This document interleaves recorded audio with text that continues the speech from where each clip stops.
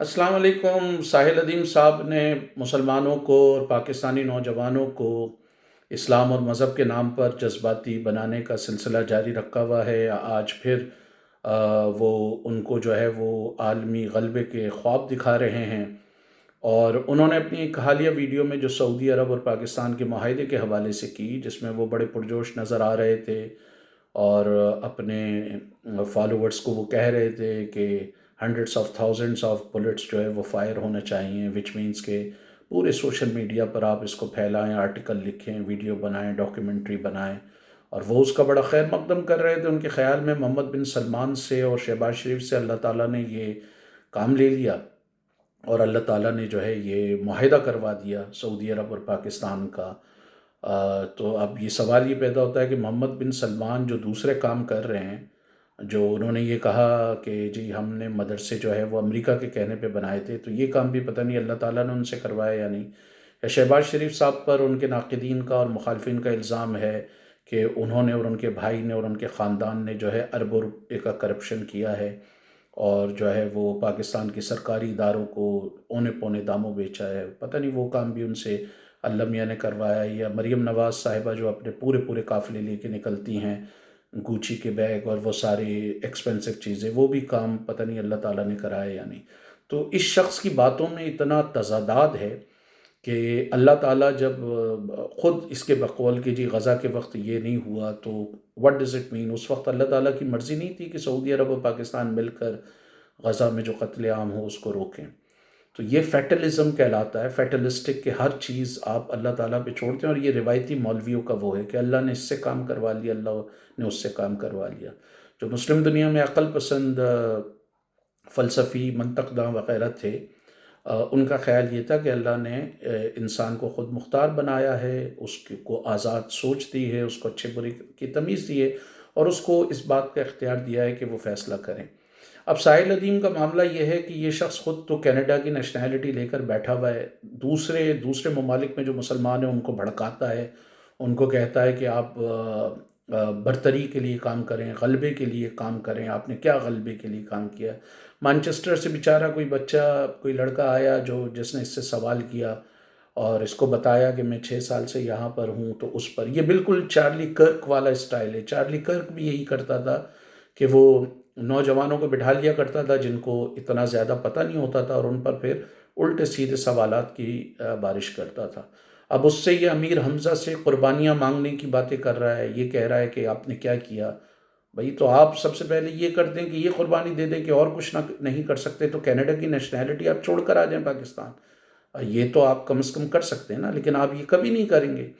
यही बुनियादी तौर पे सारी मुनाफ़क़तें, ये जो आलमी गलबे की बात करने वाले लोग हैं, चाहे वो हिज़्ब इस्लामी के लोग हों, जमात इस्लामी के लोग हों, इख़वानुल मुस्लिमीन के लोग हों, या हमास के लोग हों, या दूसरे लोग हों, इन्होंने माज़ी में भी यही बात की है। और ये मैंने पहले ही बताया था कि अफ़गानिस्तान के हवाले से कहा जाता है कि एक बेवा औरत वहाँ पे एक मुजाहिद लीडर के पास गई और उसने पूछा कि मौलाना साहब, पेरिस खूबसूरत है या जन्नत खूबसूरत है? उसने कहा जन्नत खूबसूरत है। तो उसने कहा फिर आपने अपने बच्चों को जो है पेरिस में और मेरे बच्चों को जो है वो जहाज़ पे भेज के जन्नत में क्यों भेजा है? तो यही इनकी सूरत हाल है सबकी। दूसरा ये है कि तारीख़ को ये इतना तोड़ मरोड़ के बयान करता है, जब ये यहूदियों के अस्र रसूख़ की बात करता है, तो उसको एक हिस्टोरिकल तनाज़ुर में देखा जाना चाहिए कि यहूदियों को पूरे यूरोप में उनके उनके ख़िलाफ़ पोग्राम्स हुए, वो कोई सरकारी ओहदा नहीं ले सकते थे, कोई बड़ा काम नहीं कर सकते थे, वो एक तवील अरसे गेटोज़ में रहे। जब ये क्रूसेड भी शुरू हुआ तो 10,000 यहूदी जर्मनी के एक इलाकों में, कुछ मौरख़ीन के मुताबिक 2,000 से ज़्यादा, कुछ के मुताबिक 10,000 से ज़्यादा उन्होंने मारे। तो एक तवील अरसे तक क्योंकि वो सरकारी ओहदे नहीं ले सकते थे, गेटोज़ में रहते थे, तो उन्होंने जो है वो अपनी मईशत इन्वेंट की, ट्रेड में वो आगे गए। उनको जो है वो इंटरेस्ट, एक तरीके से इंटरेस्ट लेने की आज़ादी थी। रोमन कैथोलिक चर्च में इंटरेस्ट लेने की आज़ादी नहीं थी। बाद में जॉन कैल्विन ने आके उसको, जो प्रोटेस्टेंट लीडर था, उसने इंटरेस्ट को जो है वो इंटरेस्ट की इजाज़त दी। तो ये इनको गलत गलत तारीख़ें पढ़ाता है। दूसरा ये है कि यहूदी तालीम में बड़े आगे निकले और उन्होंने बहुत मार्का किया। यहूदियों ने भी किसी हद तक अपने मौलवी को किक मारी। लेकिन इसकी तो ये सूरत हाल है साहिल अदीम की कि एक तरफ ये बात करता है कि जी हमें آئی کیو لیول کے بندے پیدا کر رہے ہیں سائنس میں، میتھمیٹکس میں، اس میں دوسری طرف یہ ہاتھ باندھ کے بیٹھا ہوا ہوتا ہے طارق جمیل کے ساتھ، جس کی سوچ کا یہ عالم ہے کہ وہ یہ کہتا ہے کہ دیر میں جو سیلاب آیا، اس سیلاب کی وہ سائنٹیفک کوئی ریزن نہیں بتاتا، وہ کہتا ہے کہ وہ سیلاب اس وجہ سے آیا کہ دیر میں زنا کاری بڑھ گئی تھی، عیاشی کے اڈے کھل گئے تھے، شراب عام تھی۔ مثلا اتنا سفید جھوٹ اس مولوی نے بولا، اور یہ اس کے سامنے ہاتھ باندھ کے بیٹھا ہوا ہوتا، اور یہ پوچھ رہا نہیں ہوتا ان سے کہ یہ مولانا صاحب یہ کون سی سائنسی اپروچ ہے، اور یہ کہاں سے آپ اپنے اس جھوٹ کو جو ہے وہ سچ ثابت کر سکتے ہیں۔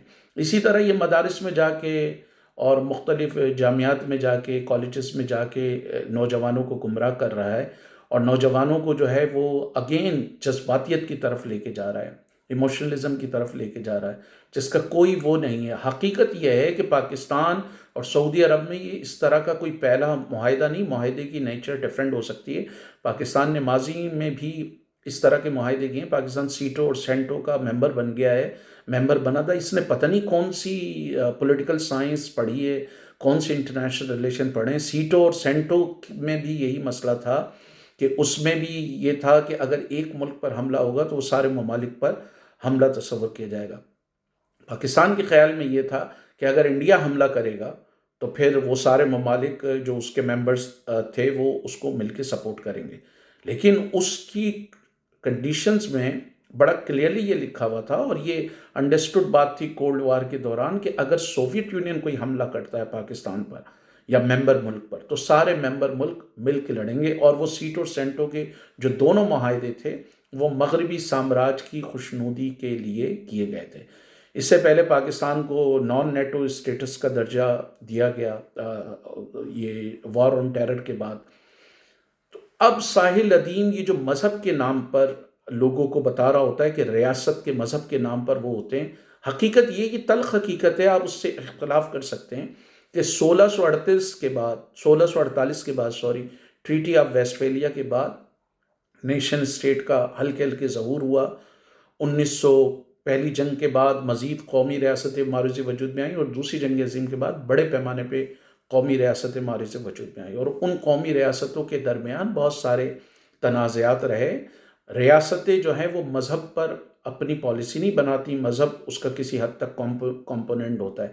اگر یہ صورتحال ہوتی، ساحل ادیم صاحب کو تو یہ بات بتانا پسند نہ کریں، انہوں نے سرسری تذکرہ اس کا ضرور کیا ہے کہ بھائی ہم نے جارڈن جو ایک اسلامی ملک تھا، وہاں پہ جب فلسطینیوں نے جارڈن کی گورنمنٹ کے خلاف بغاوت کی تو کہا جاتا ہے، جنرل ضیاء الحق پر یہ الزام ہے کہ اس بغاوت کو کچلنے کے لیے جو بلیک سپٹمبر کہلاتی ہے جو ہے وہ وہاں پر طاقت استعمال کی گئی، اور وہ جو ہے انہوں نے کی۔ یمن پہ جو بمبارڈمنٹ ہوئی وہ کسی غیر مسلم ملک نے کی، اس میں سعودی عرب اور متحدہ عرب امارات تھے، جس کو یونائٹڈ نیشن نے دنیا کا سب سے بڑا ہیومینیٹیرین کیٹاسٹرافی قرار دیا۔ 5 لاکھ سے زیادہ بچے وہاں جو ہے وہ فاقہ کشی پہ مجبور رہے۔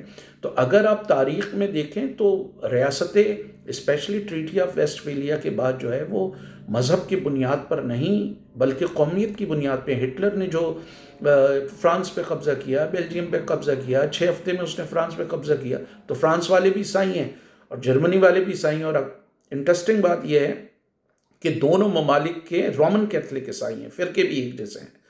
پھر اس نے بقیہ جن ممالک کا بیڑا غرق کیا، چاہے وہ چیک سلواکیہ ہو، وہ پولینڈ ہو، وہ رشیا ہو، وہ سارے کے سارے کرسچن ہیں۔ رشیا گریک آرتھوڈکس تھا، وہ تھا۔ اس سے پہلے نیپولین نے حملہ کیا یورپ کے کئی ممالک پہ، سارے کے سارے ممالک کرسچنس تھے۔ کیوں؟ اس کا دعویٰ یہ تھا کہ جی فرینچ سپیریئر ہیں، ہٹلر کا دعویٰ تھا جرمن سپیریئر ہیں۔ اسی طرح نیپولین نے جو ہے وہ برطانیہ سے بھی لڑائی مول لی، جو ایک کرسچن کنٹری تھا، برطانیہ سے بھی وہ لڑا، رشیا سے بھی لڑا، وہ بھی ایک کرسچن کنٹری تھا۔ ہٹلر نے یورپ کے سارے کرسچن ممالک سے لڑائی کی، وہ بھی جو ہے وہ کرسچن ایک ہی مذہب کے ماننے والے تھے۔ تو یہ تاریخی طور پر یہ اتنے حقائق کو ڈسٹارٹ کرتا ہے۔ آج بھی امریکہ اور روس دونوں عیسائی ملک ہیں اور دونوں میں شدید لڑائی ہے۔ روس نے یوکرین پہ حملہ کیا، وہ بھی عیسائی ملک ہے، اور یوکرین بھی عیسائی ملک ہے۔ بالکل اسی طرح اب تو قومیں اور مذہب کے نام پر نہیں بلکہ اپنے قومی مفادات اور تجارتی مفادات کے لیے وہ کر رہی ہیں۔ امریکہ ٹیرف لگا رہا ہے، یورپی یونین کے ممالک ٹیرف لگا رہے ہیں، انڈیا ٹیرف لگا رہا ہے، یا ٹیرف کا جواب دے رہا ہے، روس پہ پابندیاں لگ رہی ہیں، تو یہ سارے قومی معاملات پہ ہیں۔ اسی طرح غزہ کے مسئلے پہ سعودی عرب اور متحدہ عرب امارات کا جو ہے وہ اسٹانس ڈفرینٹ رہا، قطر کا ڈفرینٹ رہا، ایجپٹ میں جو حکومت ہے اس پر قطر کا مختلف نقطہ نظر ہے، سعودی عرب اور متحدہ عرب امارات کا، چاروں ممالک مسلم ہیں۔ بالکل اسی طرح یمن کے مسئلے پر مسلم ممالک کا جو رائے رہی وہ مختلف رہی۔ لیبیا میں جو بندر باٹ چل رہی ہے اقتدار کی، اس میں قطر کا اور دوسرے ممالک کا نقطہ نظر ڈفرینٹ ہے۔ شام میں جو صورتحال ہے اس میں مسلم ممالک کا نقطہ نظر ڈفرینٹ ہے۔ اسی طرح یمن میں جو صورتحال تھی اس میں بھی نقطہ نظر ڈفرینٹ تھا۔ تو یہ لوگوں کو، نوجوانوں کو جذباتی بنا رہا، اس کا کیا، اس کی مخالفت کرنا کیوں ضروری ہے؟ کیونکہ یہ لوگوں کو، نوجوانوں کی ایک اور نسل کو جذباتی بنا کے چلا جائے گا۔ جس طرح زید حامد آج بیٹھا ہوا ہے، اس نے اپنی ساری زندگی مزے سے گزاری، عیاشی میں گزاری، کوئی کسی طرح کی کوئی فکر وغیرہ نہیں۔ جس طرح جماعت اسلامی کے سارے رہنماؤں نے ایک پوری نسل کو جہاد کے نام پر بے وقوف بنایا، اور اس کا رزلٹ یہ ہوا کہ پاکستان میں at the end of the day T T P emerge ہوئی اور افغان طالبان ایمرج ہوئے۔ اور افغان طالبان نے کیا کیا کہ انہوں نے کابل کی سڑکوں پہ جو ہے وہ ٹیلی ویژن کے سیٹ جلائے، وہ جلائے، کمپیوٹر جلائے، اور آج بھی انہوں نے چھٹی کلاس سے آگے بچیوں کی تعلیم پر پابندی لگائی۔ اس کا نتیجہ یہ ہوا۔ اسی طرح ٹی ٹی پی، اب ٹی ٹی پی کو کون سپورٹ کر رہا ہے؟ یہ افغان طالبان، افغان جہاد کا نتیجہ ہے۔ افغان جہاد کس نے کیا؟ جماعت اسلامی، ڈاکٹر اسرار، اور اسی طرح کے ساحل ادیم جیسے مینٹیلٹی کے لوگوں نے افغان جہاد کو بھی بڑا پروموٹ کیا تھا، جس کو بنیادی طور پہ امریکہ اسپانسر کر رہا تھا، مغرب اسپانسر کر رہا تھا، اسرائیل، امریکہ اور پورا مغرب سب افغان مجاہدین کو ہتھیار دے رہے تھے۔ یہ اسٹنگر میزائل جو ہیں یہ امریکہ نے ان کو دیے اور بہت سارے دیے، لیکن ساحل ادیم جیسے قیصر احمد راجہ جیسے لوگ یا ان کے نظریاتی باپ دادے جو تھے وہ اس کو سپورٹ کر رہے تھے۔ اس کا رزلٹ کیا ہوا؟ اس کا رزلٹ یہ ہوا کہ وہاں پہلے مجاہدین نے افغانوں کو لاکھوں کی تعداد میں قتل کیا، پھر یہ طالبان آئے، پھر امریکہ نے ان پر حملہ کیا وہاں لاکھوں کی تعداد میں، پھر ان طالبانوں کی جب حکومت ختم ہوئی تو ٹی ٹی پی ہمارے سے وجود میں آئی، اور ٹی ٹی پی نے پاکستان پر الزام لگایا کہ پاکستان نے افغان طالبان سے غداری کی، پاکستان پہ حملے کیے، 32,000 لوگ جو ہے وہ اس میں مارے گئے، امام بارگاہوں پہ، مسجدوں پر، ہمارے شہروں پر، ہمارے بازاروں پر، ہمارے اسکولوں پر حملے ہوئے۔ تو مسئلہ یہ ہے کہ یہ ساحل ادیم جذباتی چورن بیچ کے بھاگ جائے گا اپنا کینیڈا، وہ جو نیدرلینڈ کا شہری ہے قیصر احمد راجہ وہ بھاگ جائے گا، ٹھیک ہے، شہریت لینا کوئی بری بات نہیں ہے، لیکن دوسرے ممالک کی شہریت لے کر مسلمانوں کو مختلف ممالک میں بھڑکانا یہ خطرناک چیز ہے۔ بالکل اسی طرح ساحل ادیم یہ جو یورپ کے مسلمانوں کو اور مغرب میں رہنے والے مسلمانوں کو بھڑکا رہا ہے برتری کے نعرے لگا کے، مسلمانوں کی آبادی پوری یورپ میں بمشکل 6% بنے گی۔ 6% کی آبادی کے ساتھ جب مسلمان یہ برتری کے نعرے لگائیں گے، پہلے ہی یورپ میں ان کے خلاف نفرت چل رہی ہے اس وقت، جو نیدرلینڈ جو قیصر احمد راجہ کا محبوب ملک ہے، وہاں پر گیٹ ولڈرز اور دوسرے انتہا پسند مسلمانوں کے خلاف ہیں، فرانس میں نیشنل فرنٹ خلاف ہے، جرمنی میں اے ایف ٹی خلاف ہے، وہاں پر بھی ایک نسل پرست ہے، برطانیہ میں جو ہے وہ ٹامی رابنسن، نجل فراج پر الزام لگایا جاتا ہے کہ وہ مسلمانوں کے خلاف اور امیگرنٹس کے خلاف ہے۔ ایسے میں اگر مسلمان ساحل ادیم جیسے نوٹنکی کی باتوں میں آ کر یہ غلبے کی اور اس کی بات کریں گے، سیاسی غلبے کی بات کریں گے، تو اس کا رزلٹ یہ ہوگا کہ ان کو کک مار کے نکالا جائے گا۔ پھر امیر حمزہ سے بات کرتے ہوئے وہ جو مانچسٹر کا لڑکا وہ کہہ رہا ہے کہ جی مسلمان جو ہے وہ نیٹو کے ممالک کا، جرمنی کا، کینیڈا کا، امریکہ کا، دوسرے ممالک کا ویزا لینے کی کوشش کرتے ہیں، مر رہے ہوتے ہیں وہاں جانے کے لیے۔ تو بھائی آپ نے بھی تو لیا ہوا ہے، اس میں بیچارے لوگوں کا کیا قصور ہے؟ پوری تاریخ عالم انسانیت میں لوگوں نے ہجرت کی ہے، ان کو ایک علاقے میں نہیں ملا۔ انسان افریقہ سے نکلا ہے، الاسکا تک پہنچا ہے، الاسکا سے نکل کے وہ اسپین کے غاروں میں، فرانس کے غاروں تک، وہاں تک رہا ہے، خوراک کی تلاش میں، غذا کی تلاش میں، روزگار کی تلاش میں، سر چھپانے کی تلاش میں دنیا میں لوگ جاتے ہیں، یہ کوئی اچنبے کی بات نہیں ہے۔ آپ بھی تو گئے نا، قیصر احمد راجہ بھی تو گئے نا، تو آپ دونوں ہمت کر کے ذرا جلا دیں اپنے پاسپورٹ کے، ہم نہیں کرتے، آپ نے رکھا ہوا ہے، تو جو آپ کے ساتھ مجبوریاں ہیں وہ مجبوریاں ان لوگوں کے ساتھ بھی ہیں۔ اور پاکستانیوں کی جو ایک بڑی تعداد جو برطانیہ آئی وہ تو ڈیم کی کنسٹرکشن کی وجہ سے آئی، ان کی زمینیں متاثر ہوئیں اور بین الاقوامی معاہدے تھے اس کے تحت آئیں۔ جب دنیا کے بہت سارے ممالک میں، مسلمان ممالک میں حکمراں کرپٹ ہوں گے، لوگوں کو روزگار نہیں ملے گا، پینے کا صاف پانی نہیں ملے گا، گھر نہیں ملے گا، ان کو جو ہے وہ غربت کی سطح پہ رہ رہے ہوں گے، تو وہ لازمی بات ہے وہ دوسرے ملکوں کا رخ کریں گے. یہ انسانی فطرت ہے. پوری تاریخ عالم انسانیت میں ہجرتیں ہوتی رہی ہیں. تو یہ جو مانچسٹر سے کا لڑکا تھا، اس کو یہ سمجھنا چاہیے کہ جو پاکستانی برطانیہ آئے، دوسرے ممالک آئے، ٹھیک ہے انہیں بہت ساری مشکلات کا ہوں، انہوں نے محنت مشقت کر کے اپنے خاندانوں کے ہزاروں لوگوں کو غربت سے نکالا، ان کی زندگیوں کو بہتر کیا. جن سماجوں میں پاکستانی گئے وہاں پر ان کو بہت ساری سہولیات ملی جو ان کے اپنے ملک میں میسر نہیں تھی. تعلیم فری ملی، صحت کی سہولت ملی، روزگار ملا، ان کی معاشی حالت بہتر ہوئی. تو خدا کے لیے ساحل ادیم اور کیسر احمد راجہ جیسے جو نوٹنکیوں کی باتوں میں آ کر آپ جذبات کا سہارا نہ لیں. ان ممالک میں آپ کو پوری آزادی ہے. تو ضرورت اس امر کی ہے کہ آپ غلبے سے نکلیں، ان مولویوں کے غلبے سے نکلیں، اور یہ جو ماڈرن ملا ہیں ساحل ادیم یا قیصر احمد راجہ صاحب کے، ان کے بھاشنوں سے نکلیں.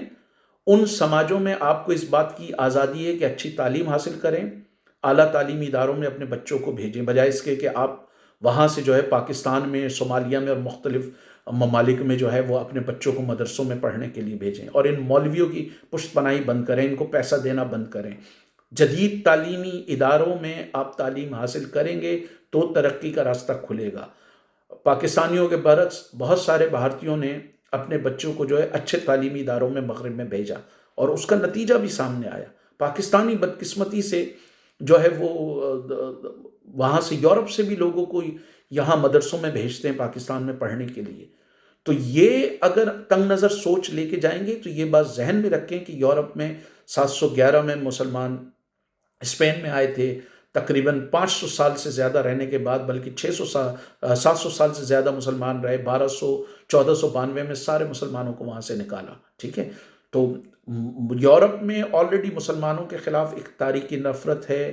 آٹومین امپائر نے جو ویانا کا سیج کیا تھا، اس کی وجہ سے جو چارلس مرٹل کے دور میں مسلمان اسپین فرانس تک پہنچنے کی کوشش کر رہے تھے، اس کی وجہ سے سسلی اور دوسری ریاستوں میں بھی اٹلی کی بھی کچھ شہری ریاستوں تک مسلمانوں کی پہنچ تھی، اور یورپ کے کچھ اور علاقوں میں مسلمان تھے. پھر آٹومین امپائر کے دور میں سینٹرل یورپ کے کچھ علاقوں میں، البانیہ آج بھی اس کی مثال ہے، سینٹرل یورپ یا ایسٹرن یورپ کے کچھ علاقوں میں تھے.